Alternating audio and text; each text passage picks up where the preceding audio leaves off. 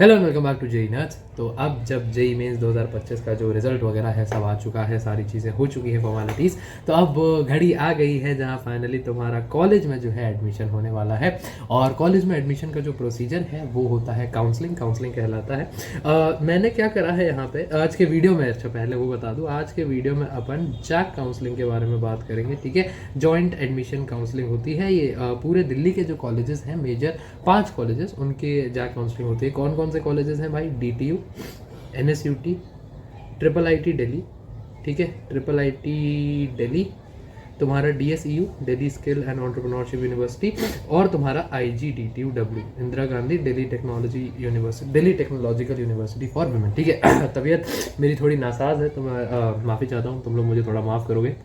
अब बात ऐसी है कि जिससे पहले मैंने पूरा क्या करा है, एक पर्चा निकाल के रखा है इनका, 84 पेज का डॉक्यूमेंट ये लोग निकालते हैं, उसमें से तुम्हारे लिए जितनी भी रेलेवेंट जानकारी है वो मैंने सारी यहाँ पे निकाल के रखी है। ठीक है, तो जो भी तुम्हारी जिससे पहले हम काउंसलिंग प्रोसीजर की तरफ कूदे, जो तुम्हारा सारा प्रोसीजर रहता है, अगर मैं उसका तुम्हें एक समरी देना चाहूँ तो सबसे पहले तुम्हारी शुरुआत होती है, तुम्हारा जेई मेंस का रिजल्ट आता है। ठीक है, तुम्हारा जेई मेंस का रिजल्ट आ गया, यहाँ से तुम्हें अपनी CRL रैंकिंग पता चल गई। इसके बाद तुम्हारी जैक की काउंसलिंग स्टार्ट होती है। अब जब काउंसलिंग स्टार्ट होती है तो शुरू में तुम्हें काउंसलिंग के रजिस्ट्रेशन पोर्टल पे रजिस्टर करना होता है अपने किसके साथ? अपनी CRL रैंक के साथ, जहाँ पे तुम्हें कुछ डॉक्यूमेंट्स वगैरह अपलोड करने होते हैं, वो भी इसके बारे में भी जानकारी बाद में देंगे। इसके बाद क्या होता है, किस तरीके से होता है, तुम्हारे जो कॉलेजेस हैं उसमें सारी सीट्स होती हैं। ठीक है, अब हर सीट पे तुम्हारी रैंक के हिसाब से तुम्हारा प्रेफरेंस पूछा जाता है, तुमसे एक चॉइस फिलिंग तुम्हें दी जाती है और पूछा जाता है कि अपना प्रेफरेंस बताओ। प्रेफरेंस में जनरली बच्चे ऐसे ही डालते हैं कि अच्छा DTU में CSC मिल जाए, फिर उसके बाद मुझे IT मिल जाए, या मुझे NSUT में CSC मिल जाए। इस तरीके से तुम्हारी सारी जो प्रेफरेंसेस है वो तुमसे पूछ ली जाती है कि अच्छा तुम्हें कौन सी ब्रांच चाहिए कौन से कॉलेज में। इसके बाद ये लोग राउंड वाइज काउंसलिंग शुरू करते हैं। ठीक है, तो यहाँ से शुरू होती है काउंसलिंग। अब काउंसलिंग में क्या होता है, मेजरली काउंसलिंग का जो अर्थ है वो है सीट एलोकेशन से। सीट एलोकेट की जाती है कैसे? तुमसे पहले तुम्हारी रैंक चेक करेगा और देखेगा कि अच्छा DTU में CS में किस किस रैंक के बच्चों ने डिमांड की हुई है। अब AIR 1 जो है वो भी यही डिमांड करता है, या NSUT CS या IIIT CS, यही 3 रहती है टॉप में। तो अब सबसे पहले वो देखेगा कि अच्छा AIR 2 ने मांगी है तो उसको चलो ये दे दो, AIR 3 ने भी मांगी है चलो इसको भी दे दो, करते करते करते करते लेट से जो भी है 2500 3000 रैंक तक ये आए। फर्स्ट राउंड में तुम्हारा यहाँ पे इनको समझ आया कि अच्छा DTU CSC में जितनी भी सो कॉल्ड X सीटें थी ये सारी की सारी भर गई हैं, और जैसे पिछले साल कट ऑफ था वो 10,000 था, तो सपोज करो 10,000 में बच्चे को ये आखिरी सीट मिली और ये X सीटें अब फिल हो गई हैं। तो अब ये जो अगला बच्चा जिसने ये X मांगी होगी उसको ये डिनाई कर देंगे और उसकी बच्चे की अगली प्रेफरेंस पूछेंगे। तो अगर उसने सपोज DTU IT दी हुई है अगली प्रेफरेंस, फिर ये DTU IT चेक करेंगे क्या सीट अवेलेबल है। अगर हाँ सीट अवेलेबल है तो उसको उस पर्टिकुलर रैंक पे ये सीट दे देंगे, और उसके बाद अगले बच्चे को ऐसे ऐसे ऐसे CRL वाइज चेक करते चले जाएंगे। ठीक है, तो ये तुम्हारा जो है प्रोसीजर रहता है। अब फटाफट जो है ये एक रफ प्रोसीजर मैंने सारा बता दिया, इसमें ही क्या टेक्निकलिटीज होती हैं, क्या डिटेल चीज़ें हैं वो मैं तुमको फटाफट बता दूँ। अगर तो सबसे पहला देखो, तुम्हारी जो सारी इंपॉर्टेंट डेट्स, इसमें डेट्स बहुत ज़्यादा इंपॉर्टेंस रखती हैं तो उसका खासा ध्यान रखना। तुम्हारे ऑनलाइन रजिस्ट्रेशन चॉइस फिलिंग के लिए शुरू हो गई थी 21 मई से, और ये बंद हो जाएगी 2 जून को। ठीक है, तो जब तक ये वीडियो आएगा आई बिलीव ये डेट पास आ चुकी होगी बहुत, तो आखिरी जो तुम्हारी डेट है वो 2 जून है। अगर तुम जैक की काउंसलिंग प्रोसीजर में बैठना चाहते हो तो उसके लिए तुम्हें एक फीस देनी पड़ती है, जो कि होता है 1,500 जमा ट्रांजैक्शन चार्जेस जो भी लगते हैं वो बैंक वगैरह के। ठीक है, अब बात ऐसी है कि ये मैंने तुम्हें सारा बता दिया। ये एक विंडो जो है वो और खुलती है, जून 19 को वो खुलेगी, कुछ 1-2 राउंड हो जाने के बाद। बट आई सजेस्ट कि तुम उसके बाद ना जाओ, तब तक कई सारी सीटें जो हैं वो निकल चुकी होती है। प्लीज़ कोशिश करो कि ये 2 जून तक ही तुम जो भी तुम्हें निपटाना है वो सब कर लो। ठीक है, नेक्स्ट बात पे अगर अपन चले तो एक चीज़ होती है, ये मैंने इंक्लूड किया जरा, कि जो दिल्ली के कॉलेजेस है जैक में 85% का सीट रिजर्वेशन होता है तुम्हारे दिल्ली कैंडिडेट्स के लिए। तो अगर तुम्हारी 12वीं क्लास जो है वो दिल्ली से हुई है तो तुम्हें 85% सीट्स तुम्हारे लिए ईयर मार्क रखी जाती हैं, और अगर तुम रेस्ट ऑफ इंडिया में कहीं से भी हो तो तुम्हारे लिए बाकी बची हुई 15 सीटें जो है 15% सीटें वो तुम्हारे लिए मार्क की जाती हैं। अब इसमें एक इंटरेस्टिंग चीज़ ये है कि कट ऑफ्स में इसका ज़्यादा मेजर वो आता है। कट ऑफ्स के दौरान जब कट ऑफ्स कैलकुलेट कर रहे होते हैं तो DTU के बच्चों को काफ़ी, दिल्ली के बच्चों को DTU NSUT इनमें काफ़ी लोअर रैंक्स तक अच्छी ब्रांचेस मिल जाती हैं, और ये फ़ायदा भी है DTU NSUT बहुत माने हुए कॉलेजेस हैं, अच्छी खासी प्लेसमेंट यहाँ पर रहती हैं, तो वो थोड़ा सा दिल्ली से होने का फ़ायदा तुम्हें मिल जाता है। ठीक है, ये बता दिया कि ये पत्याचार विद्यालय वगैरह और NIOS की जानकारी है। किसी के लिए ये मैंने सारी डाल दिया कि किसी एक तुम अगर ये बच्चे सपोज ये वीडियो 1000 बच्चा देखते हो तो उसमें हर बच्चे की अलग तरीके की रिक्वायरमेंट हो सकता है। कोई OBC हो सकता है कोई ST कैटेगरी का, हो सकता है कोई PW कैंडिडेट हो सकता है यहाँ पत्राचार विद्यालय और NIOS के बारे में लिखा हुआ है तो उससे कोई हो तो जानकारी कम से कम पढ़ तो ले। वो बताऊंगा मैं जो जनरल सबके लिए इन्फॉर्मेशन रेलिवेंट होगी। ठीक है, अगली बात पर चलते हैं। अब आ जाते हैं अपन ऑनलाइन रजिस्ट्रेशन और तुम्हारे काउंसलिंग फी के पेमेंट पे। तो देखो सबसे पहला तुम्हारा क्या चीज़ें पूछी जाएंगी जब तुम जैक के पोर्टल पे जाओगे, जैक दिल्ली की वेबसाइट पे जब तुम जाओगे तो वहाँ तुमसे पूछेगा तुम्हारा JEE मेन 2025 का एप्लीकेशन नंबर, तुम्हारा JEE एडमिट कार्ड पे जो नाम है वो, और तुम्हारी डेट ऑफ बर्थ। ठीक है, इसके बाद तुम्हारा ये JEE 2025 का जो डेटा है जो तुमने NTA की साइट पर भरा था, अगर ये इससे मैच हो जाता है तो तुम्हें अपना email ID और मोबाइल नंबर डालने को दिया जाएगा, तुम्हें वेरीफाई किया जाएगा और उसके बाद ऑटोमेटिकली तुम्हारा जैक की वेबसाइट पे एक अकाउंट जो है वो क्रिएट कर दिया जाएगा। अकाउंट के लिए तुमसे बोलेंगे अपना ID डालो, पासवर्ड डालो, नया बनाओ। जैसे तुम लोग गूगल अकाउंट बनाते हो वैसे यहाँ पे एक नया तुम्हारा अकाउंट बन चुका होगा और यही जो साइट का अकाउंट है ये सारा का सारा तुम्हारा आगे काउंसलिंग के प्रोसीजर्स के लिए यूज होगा। तो अपना जो पासवर्ड वगैरह है जैक का प्लीज उसको ध्यान से संभाल के रखना। इसका कई बार मिसयूज हो जाता है क्योंकि कॉम्पिटिशन है और competition brings the most evil out of people. ठीक है, तो कहीं भी लीक होता है पासवर्ड, कोई भी कुछ भी मिसयूज कर सकता है। तुमने D2 CSC भरी हो, सीट है उसकी भर गई हो, तुम्हारी रैंक में मिल रही हो, कोई तुम्हारी चॉइस ही हटा दे तो प्लीज़ ये सब चीज़ें होते हुए देखी है मैंने, तो बता रहा हूँ, डर के मारे बता रहा हूँ। ठीक है, तो इसका खासा ध्यान रखना। अच्छा, क्या क्या होगा एक बार फटाफट पढ़ लेते हैं। तुम्हारा अगर जब ईमेल आईडी और मोबाइल वेरीफाई हो जाएगा तो तुम पासवर्ड बता सकते हो, तुम्हारा यूजर आईडी वगैरह सब ठीक है। एक सिक्योरिटी क्वेश्चन भी तुम लोग जो है वो चेक कर सकते हो कल को अगर पासवर्ड भूल गए तो। ठीक है, अगली बात पर अपन चलते हैं कि हाँ, ये बैंक अकाउंट से रिलेटेड इंपॉर्टेंट बात, तुम्हें अब या तो अपनी बैंक अकाउंट देनी होगी, बट क्योंकि तुम में से अधिकतम जो बच्चे उनका नहीं होगा तो तुम्हारे इमीडिएट एक होता है थोड़े रिश्तेदार वगैरह, तुम्हारे जो इमीडिएट रिश्तेदार है जो कि मम्मी पापा आते हैं तुम्हारे, या तो मम्मी या पापा, अगर किसी के मम्मी पापा नहीं हैं तो उसमें जो लोकल तुम्हारे गार्जियन होते हैं, जो ऑफिशियल तुम्हारे लीगल गार्जियन होते हैं, उनके बैंक अकाउंट डिटेल्स जो है वो भरे जाते हैं। ठीक है, और क्या क्या कुछ बातें। अच्छा, IIIT दिल्ली के लिए बोनस पॉइंट नाम की एक चीज़ होती है, ये मैंने जैक के जब मैं वो बताऊंगा तुम्हें, पता नहीं वो वीडियो आ चुका है अभी तक या नहीं आया है, बट जब मैं वो बातचीत बताऊंगा तुम्हें तो उसमें मैंने डिस्कस किया है कि IIIT दिल्ली में कुछ बोनस पॉइंट जो कि जैसे तुमने कोई कैंप वगैरह अटेंड किया हो, स्पोर्ट्स नेशनल कैंप, तुम NCC वगैरह में थे, तुमने कोई ओलंपियाड वगैरह दिया हुआ हो तो वहाँ पे इसका थोड़ा सा तुम्हें फ़ायदा दिया जाता है। एक एब्रप्ट सा कट लेना पड़ा मेरी थोड़ा, ठीक है गला। हाँ, तो अपन यहाँ पे बात कर रहे थे कि ओलंपियाड वगैरह में तुम्हें एक्स्ट्रा फायदा दिया जाता है। ठीक है,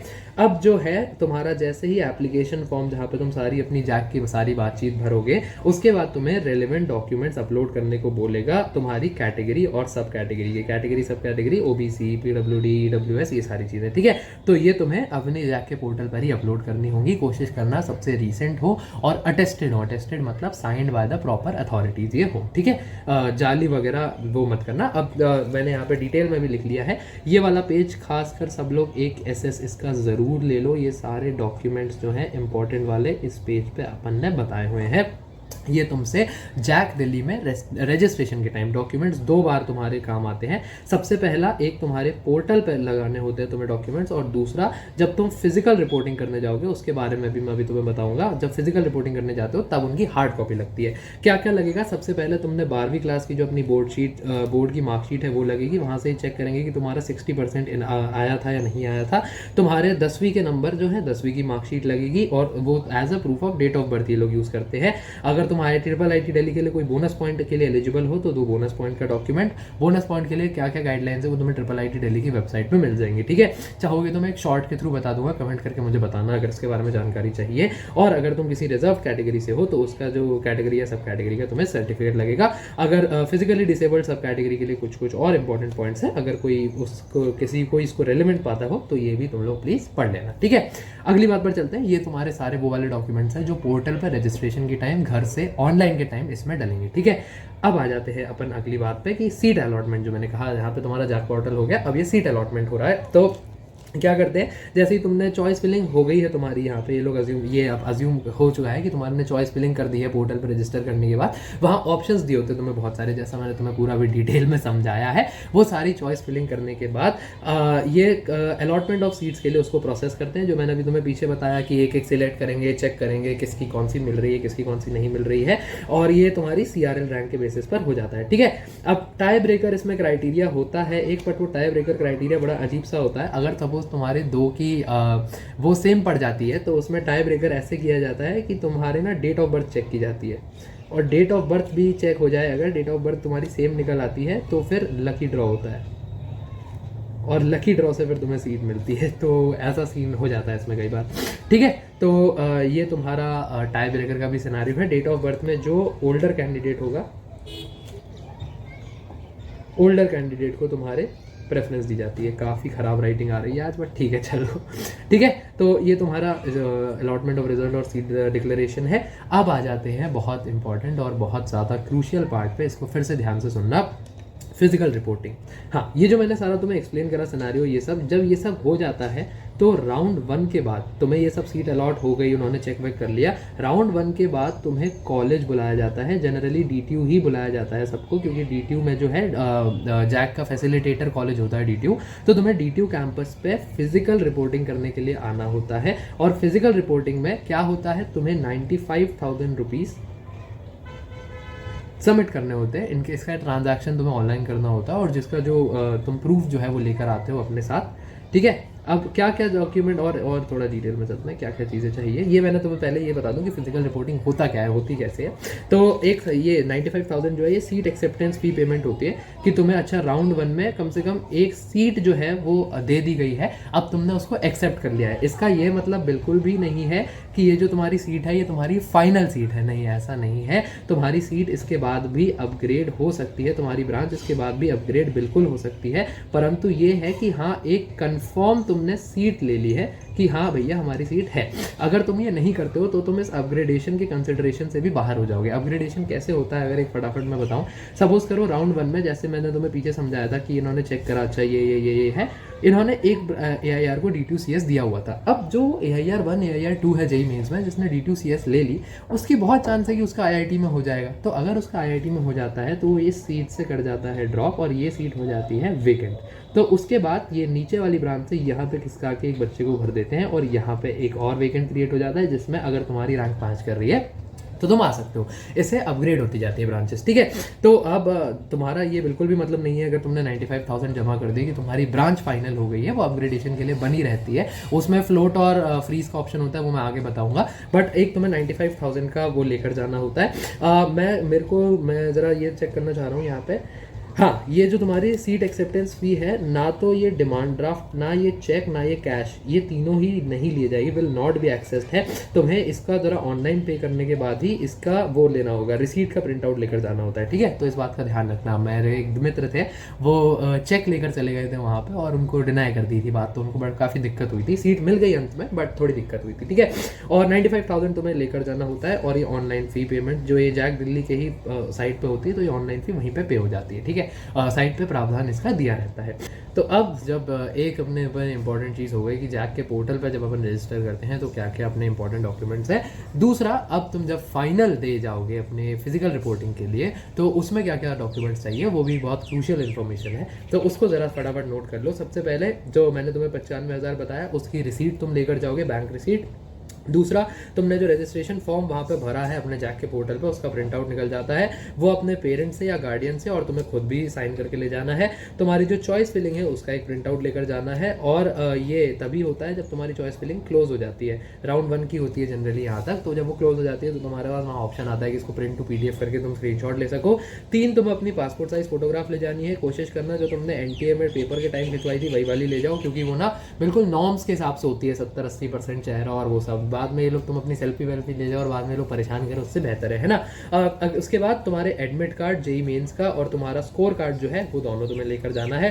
तुम्हारी 10वीं की मार्कशीट, तुम्हारी 12वीं की मार्कशीट जाएगी, और जो जैक के पोर्टल पे तुम्हारा एक सीट अलॉटमेंट लेटर आता है। अगर तुम्हें कोई भी सीट अलॉट हो जाती है और ये तुम फाइनल, तो तुम्हें ये एक ऑप्शन मिलता है जैक की साइट पे कि हाँ आप इसको डाउनलोड कर सकते हो, ठीक है। तो वो तुम समझ जाओगे वहाँ पे, मैंने अभी लिख लो, सीट अलॉटमेंट लेटर नाम की एक चीज़ है, वो जब तुम भरोगे निकालोगे तो तुम्हें पता चल जाएगा।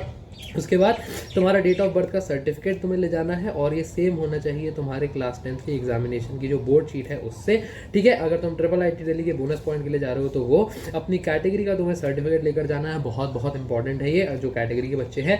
और एक मेडिकल फिटनेस सर्टिफिकेट लगता है ओरिजिनल, जो ये हर कैटेगरी के लिए लगता है। इसमें तुम्हें क्या है, अपने आसपास किसी भी, ये तुम्हें किसी भी साइट पे मिल जाएगा या जैक की साइट पे भी मिल जाता है। इसमें तुम्हें किसी डॉक्टर से साइन करवाने पड़ते हैं कि हाँ ये मेंटली फिट है, यह इस इंस्टीट्यूशन में आने के लिए मेंटली अप्रोप्रिएट है, फिट है, और इसकी कोई ऐसे पास्ट हिस्ट्री वायलेंस और उसकी नहीं है सच, ठीक है।